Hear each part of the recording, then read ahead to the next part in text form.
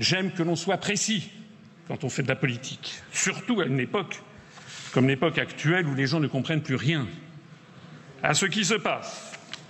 Alors ce qui se passe, eh bien, c'est que le 14 juillet 2015, le Conseil européen a adopté les recommandations pour la France sur le fondement de l'article 121 du traité sur le fonctionnement de l'Union européenne, et que ces recommandations ont été publiées ensuite au journal officiel du 18 août 2015, journal officiel de l'Union européenne, et on y apprenait dedans qu'il fallait réduire les dépenses des collectivités locales en France.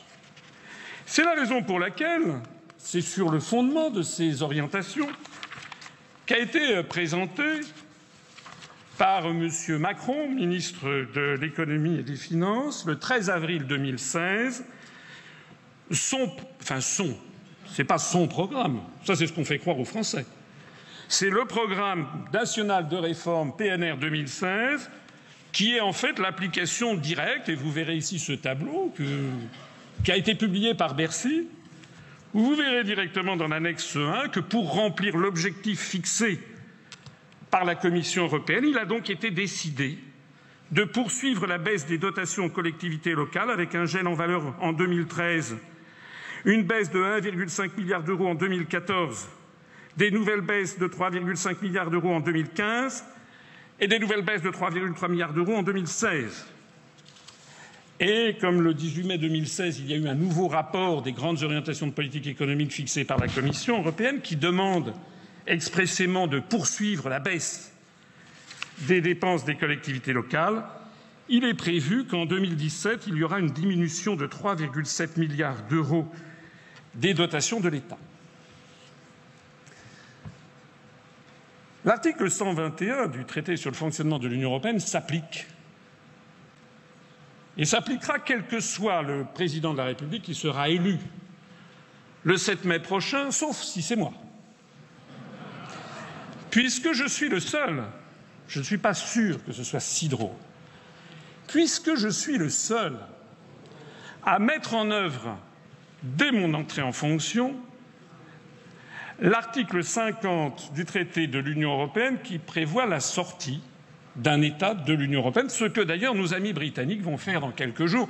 Personne ne peut dire ici que les Britanniques sont des gens fantaisistes ou seraient des gens extrémistes. Mesure surprise qui suscite la colère et l'incompréhension aussi des maires de France. 300 millions d'euros de crédits seront donc supprimés cette année, en plus des économies déjà annoncées. C'est une trahison, a réagi aujourd'hui l'opposition. Les réactions avec Jean-Baptiste Marteau et David Dameda. 300 millions d'euros de crédits aux collectivités territoriales en moins. La nouvelle a fait l'effet d'une douche froide pour les élus locaux. Car il y a tout juste 2 semaines, le président de la République affirmait lors de la conférence des territoires que les aides aux communes ne seraient pas touchées. La logique budgétaire, c'est de couper les dotations en 2018. Nous ne le ferons pas. Pas pour 2018, mais bien pour 2017. 300 millions d'euros en moins dès cette année. Des crédits qui ne seront pas supprimés, mais simplement décalés à l'année prochaine, précise le gouvernement. Un simple exercice comptable, justifie-t-on à l'Élysée. Il ne faut pas tomber dans une mauvaise lecture, mais il s'agit pour l'essentiel de crédits non engagés, non mobilisés, non utilisés. Et donc c'est un exercice plus comptable que politique.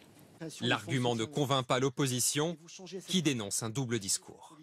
Vous comprenez, Monsieur le Premier ministre, que c'est à la fois de la déception et un sentiment de trahison. Comment expliquez-vous tout simplement que vous pouvez soutenir et dire que vous soutenez l'investissement public local en supprimant 300 millions d'euros de crédits de paiement qui auraient dû aller sur les territoires? Un sentiment partagé à gauche comme à droite, alors que les petites communes accumulent les baisses de dotation depuis plusieurs années.